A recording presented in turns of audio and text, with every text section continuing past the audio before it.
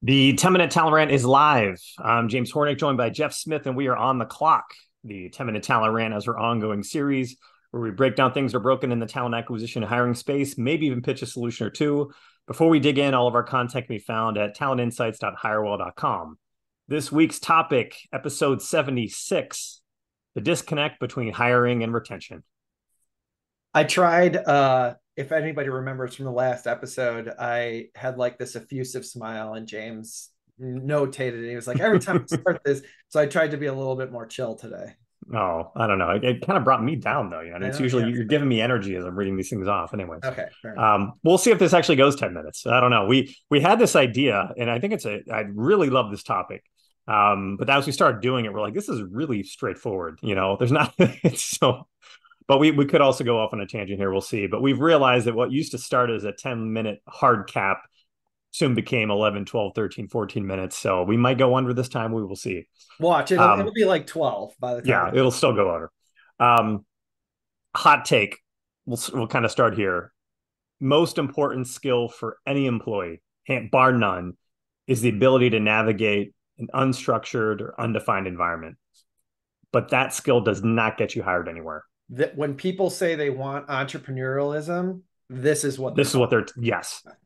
A couple times a year, I'll talk about range. There's a book, I'll talk about the concept of range, but there's also a book called Range by David Epstein. Highly recommend you reading it. The TLDR on that is people who have broader life experiences have more things to pull from when they're trying to solve brand new problems, more so than specialists do.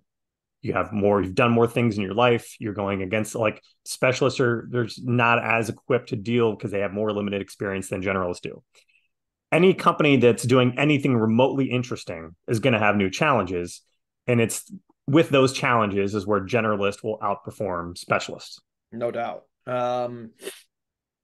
So we see it in retention too. Like if you start to talk about that paradigm, right? Neither of us wanted to make light of, nor anybody at Hirewell wants to make light of the folks who have been laid off. Like it's been a bloodbath for the last year. But when companies look to make cuts, they look at aggregate what needs to get done, who in that group of people, employees, can do those things, and then who of those group of people can do most of those things cross-functionally. So generalists weirdly end up getting viewed as more indispensable when these cuts are being made, and specialists kind of get left behind, right? We're going to kind of go into why that happens. Some folks are going to be vital. Like if you are, preparing for an IPO, like you need your tax accountant. I get that, right? There's going to be those people. But as a matter of safety, utility tools, or in the sales realm, revenue generators are always going to make it farthest down the path of the cost cutting road. Yeah, when shit goes sideways, that exact perfect hire is often scapegoated as a sacrificial lamb because they can't do 5 jobs at once. That's why they weren't hired for that. It's a real problem. Like you might have heard, like after like can't think strategically, or we need someone who can do more, or couldn't wear as many hats. Like we've all heard these things before, even though the people who maybe have been let go were great. Exactly. Um, Companies don't hire this way, though. Yeah. This is the paradigm. Yes. Everyone out there is familiar with check the box hiring. I would have said yes. Oh, you have 5 years experience. Great. Box checked. A colleague of ours recently made a post that I love and hate at the same time. I love this guy dearly. Great guy in the space. It wasn't, I didn't hate it because of the fact that it wasn't a logical response. It gave me a visceral reaction of something that I didn't agree with, but then I was like, oh my gosh, this totally makes sense. This is why he's saying this.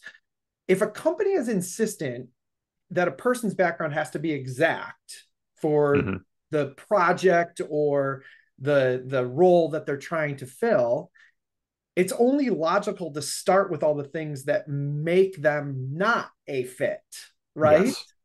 And so the entire question base around the recruiting process gets put into that narrative. Like, how do we get this person out of the process?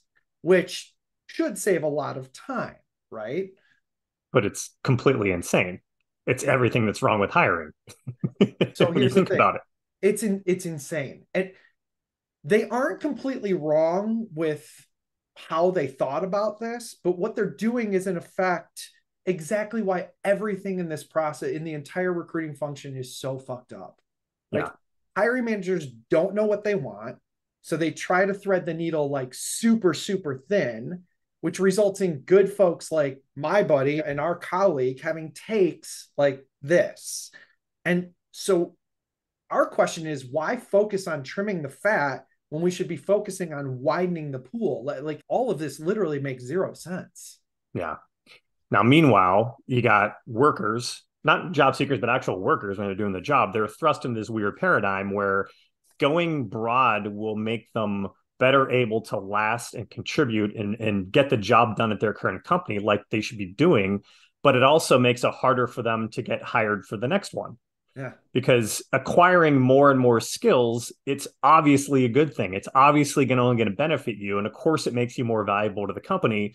But from the traditional hiring mindset, and I think everyone's seen this before, people innately know that the more things they do, they appear more unfocused on their resume or when they're talking to people when they're having that next job interview because they weren't laser focused on one thing. This off the cuff moment.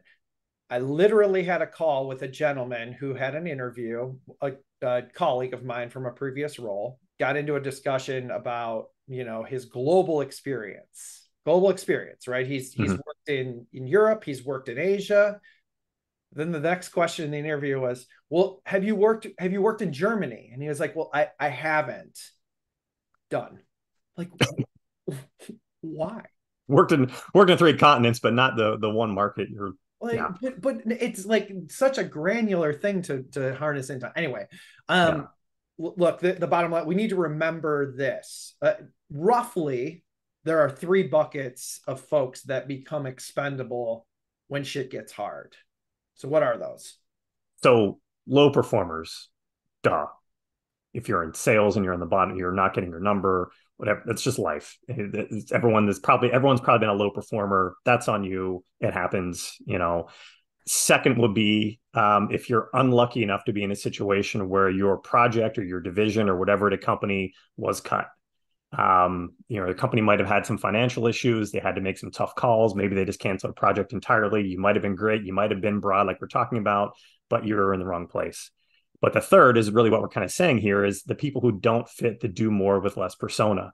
The people who, when you need to cut a certain department down by two people, the people who weren't able to kind of take over someone else's workload or at least do some of those aspects of project, didn't have the knowledge base to at least contribute on it. And that's really kind of what we're hitting on here. So also not inferring that you should be expected to do more, do double work, but having the knowledge base to be able to like pick up maybe that one area that someone else had, but they couldn't do, the vice versa, the other way around. This is exactly why the gig economy is blowing up right now, by the Yeah. way.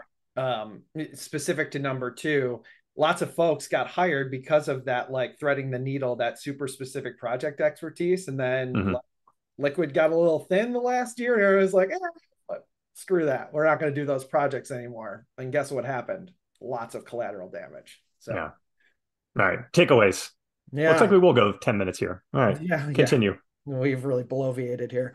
If you want to build an organization that's with high EQ, multifaceted people who are capable of doing a lot, i.e., entrepreneurialism, right? You have to get past this checkbox mentality. First, stress test creativity in your recruiting process. Don't ask yes, no questions. Ask open-ended questions about that breadth of experience and value it. Seems simple, but it is. It's a key takeaway for this. And then secondly, and I think more importantly, when it comes to retention, like once hired, open the door a little bit for some cross-pollination, some visibility into cross-functional work so you can actually see real time what your employees might be good at that you didn't actually hire them for. So when then it gets hard next time, you know what those skill sets are, and you can, bucket them in appropriately. Yeah. Next one. If your reaction to a candidate is, they have 4 years experience, but we need 6, got bad news for you. It's Terrible. long term. Long term, this is a retention killer. taking every single line of a job description as gospel and pushing out candidates for like mundane things, it's just a long-term talent killer. You're not getting the best talent when that's what you're focused on. That's right. The focus will always need to be on aptitude, intelligence, humility, all of these human things. And I can tell you one way, to not uncover that stuff is to ask a bunch of gotcha questions. Well said. We are short on clock, strangely enough. I didn't think we would be. Thanks for tuning in to 10-Minute Talent Rant, part of the Talent Insights series, which is always available for replay on talentinsights.hireable.com, as well as YouTube, Apple Podcasts, Google Podcasts, Spotify, and Amazon. Jeff, thanks again as always. Everyone out there, see you soon.